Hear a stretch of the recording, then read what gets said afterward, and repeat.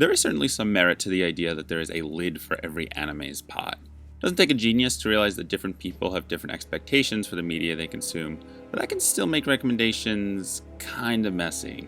It takes some experience to realize that not all recs are created equal, and to further figure out how to navigate all the noise and find recs that actually match your own preferences. You know, there's only so much time in the day, and some of us can't exactly spend all of it poring over every new anime release to find something that speaks to us, if it's even worth it in the first place. For this episode, we're going to switch it up a bit. A friend of mine has agreed to watch Umumusume Pretty Derby Road to the Top if I give 3 of his recs the 3 episodes to fail treatment. Besides that, I mean, the rules is still the same. They each get 3 episodes to try and grab my attention, and if they don't, then they get sent off right to the drop list. Are 9 episodes really a fair exchange for 4? No, but hey, at least they get some content out of it.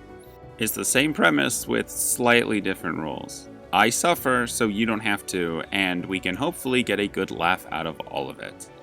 The things I do for taste.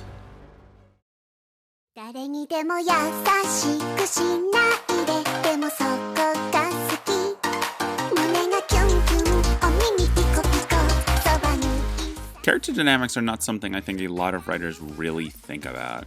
Having a solid pair of deuteragonists opens up a lot of possibilities that you don't fully get from having a single protagonist, and can allow you to get a little more eccentric with their core personalities, so long as they balance each other out nicely. You can get away with an awful lot premise-wise if your core characters and their relationship are interesting enough, and can turn a show with an otherwise underwhelming premise into a really fun time. You can also kill an interesting premise with bad characters, so maybe the moral of the story is just don't have bad characters. Simple enough. Chillin in Another World with level 2 super cheap powers is a 2024 isekai anime following the adventures of Banaza and his wolf waifu Fenris. Banaza is a simple merchant who is accidentally summoned to another world to fight the Dark One's army, only to learn that his stats are completely worthless and is swiftly banished to the edge of the kingdom to die. There, after jumping through a couple more hoops, he meets Fenris, a Lupin demon. She tries to murder him at first, but because Banaza, now going as Philo, recently leveled up to level 2 and now has super cheat powers, he overpowers her, and she swears undying loyalty to him. Since he's such a good guy who doesn't like slavery, a rarity in isekai, the two decide to get married instead, and the story follows the two of them living at a nice peaceful life, all while the people around them keep trying to drag them into fighting the Dark One and his army. I feel like this dynamic of having a more concrete pair of main characters is something that we genuinely don't see a lot of with isekai. There's a handful like Fabuniku and Isekai Chief Magician, but to say they leave a lot on the table would be a bit of an understatement. Philo and Fenris do certainly have the potential for this, and given the story's lack of any driving overarching motivation, the narrative certainly could use it. Philo does cool down Fenris' more fiery personality nicely, and she does a decent enough job of keeping him on his toes as well. Unfortunately, promise and execution are 2 different things entirely. In theory, Chillin in Another World has a solid backbone for some interesting storytelling. In practice, its characters leave a lot to be desired. This series is no stranger to bad protagonists, but Philo may be one of the worst. A lot of isekai speedrun their setup to get to the meat of their story, but in Chillin in Another World's case, that involves offering up no backstory, motivations, or really any defining character traits for Philo, making him an extremely blatant self-insert. This could be fine if Fenris could pick up the slack, but she's not much better. Our first look at her is a fully naked pan-up of her body, and the fan service does not get any better as the series persists. Her whole shtick is that she really loves Philo to the point of being clingy, which, when paired with him being a massive self-insert, just comes off as some egregious wish fulfillment. It's to the point where calling him a Kirito clone might actually be insulting to Kirito clones, since at least those protagonists have at least a basic discernible personality. It kinda sucks too, because in terms of the rest of the production, the series doesn't fare too terrible. The designs are alright, the art and animation serviceable, and the sidecast aren't the worst, but when you've got such a glaring elephant in the room, it's kinda hard to see the series as anything more than something to glaze your eyes over and use as background noise. You can fix a faulty premise, you can't as easily fix bad character writing.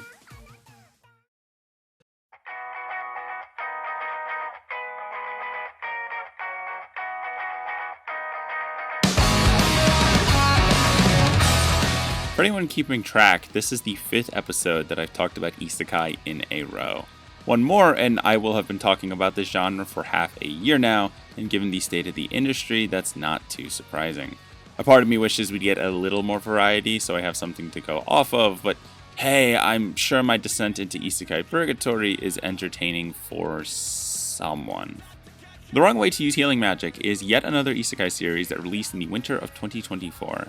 The story follows IRL background character Ken Usato, who is accidentally transported to another world when his classmates Kazuki Ryuzen and Suzune Inukami are brought in to be the heroes that will save the other world from demon forces. While initially expected to be little more than dead weight, it turns out that Usato is gifted with rare healing magic, and thus he is swept away to be part of the kingdom's life-saving team by its leader Rose. Training will be tough, but Usato pushes through it solely out of spite against his brutal teacher and her wicked ways.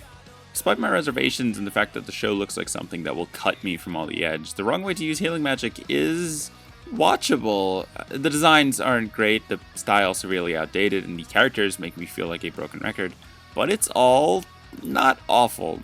Usato works decently enough as a protagonist, towing the line between Kirito clone edgelord and completely unremarkable audience self-insert nicely. Some of his dialogue at the start makes me die inside, but it gets better post-reincarnation to the point where he's not entirely unlikable. Look, I'm trying here. The comedic timing is pretty alright with a couple decent gags, and the animation can pick up just enough at times to make them land with appropriate effect. The hero pair aren't jerks, and it's pretty nice to see a story that doesn't just deteriorate into the popular kids suck and left me to die, so fuck 'em. They're not great characters, but they do their job, and it's always nice to have some support in another world.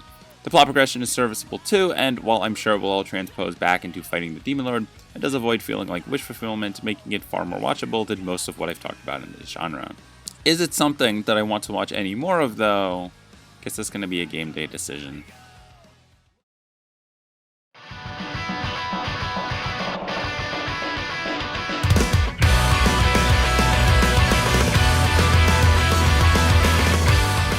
I feel like there is something to be said about the third spot in these videos being kind of cursed. I certainly don't plan it this way, as all I do is order the series I roll alphabetically. Across the 21 previous episodes, I've only completed about a third of the series in this spot, which is about 3 to 4 titles less than the first and second spots, and anecdotally, I feel like this is the point where a lot of stinkers find themselves. Maybe it's just coincidence, or I should try randomizing the order that I watch them. Don't think that would fix the problem, but I guess it's worth a shot. Trapped in a Dating Sim, The World of Otome Games is Tough for Mobs is a 2022 isekai anime that asks what it would be like if we mixed the Otome game branch of isekai with a Kirito clone protagonist. The story follows Leon-Fo Bartfort, the son of a lowly noble family, who is the reincarnation of a Shadow no Taku who fell down the stairs after finishing a really bad Otome game. Hey, at least it's something. Leon pretty quickly recognizes that he's been reincarnated into that same Otome game, and uses his knowledge of that game to try navigating a world where women rule supreme, and he's not hot enough to matter. Kinda like real life, am I right, fellas? Trapped in a Dating Sim is just inoffensive enough to be watchable. It doesn't really do a whole lot well, but doesn't do enough poorly to be completely unwatchable. That's not to say it doesn't have its shortcomings, though. In fact, they're plentiful.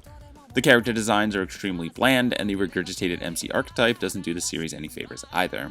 I don't think I could tell you a single thing about any of the characters, except there's an implication that the Otome game's female lead might also be reincarnated, I think. I zoned out for most of it. The plot doesn't help in this department, as it trudges through your standard "they don't know, but I have an overpowered skill" story, with like a couple sprinkles to kinda shake things up, but also again not really. I've mentioned before that a story's set dressing isn't usually enough to cover for a very familiar feeling story, and that holds here too. In the end, the whole thing is just a criminally inoffensive plot that can't even be trashy enough for me to get excitement out of that. The sickly third slot strikes again.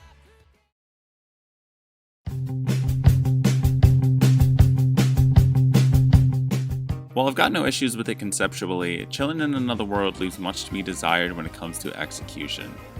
I'm usually pretty down for these cozy style isekai, but it's missing just enough in the character department to justify seeing it through to the end. For future reference, I would generally avoid aggressively sexualizing your female lead when your male lead is a non-character. If I wanted sexy wolf girls, I'd go watch the Spice and Wolf remake. The Wrong Way to Use Healing Magic was surprisingly decent. I was definitely expecting this to be a much easier decision, but it does hold off on the edge just long enough to be not a complete waste of time. The lack of a strong hook, though, does hold the series back, as overpowered skill but its healing isn't really good enough to differentiate it from the pack, and the dull characters seal its fate on the drop list. I could definitely maybe revisit this series if I ever do a Double Jeopardy episode, but I feel like I've said that a lot on this series, so who really knows? Like many before, and I'm sure many after it, Trapped in a Dating Sim does not exactly give me a lot to work with. The premise was played out even for the time, and the characters aggressively forgettable. Needless to say, it had an uphill battle to convince me to see it through to the end, and it fell considerably short. The show isn't even trashy enough to hate watch, leaving it as just more slop to fill up another episode with. I really need to put in place a temporary ban on isekai or something. This shit's getting ridiculous. With that, we reach the end of the video. I hope you enjoyed watching another chapter in my slow descent into madness. Certainly was a learning experience, but I get to spread the good word of Umu Musume because of it, so there's that. Let me know down below what your thoughts are on the series I discussed here, and remember to like and subscribe for more videos like this in the future. If you're new here and want to see more, you can head over to the playlist for more videos like this, and follow me on these social media sites for more content from me if I ever find a new drawing software. Maybe one day when I'm caught up on these videos. Anyway, until next time we meet, remember to stay salty.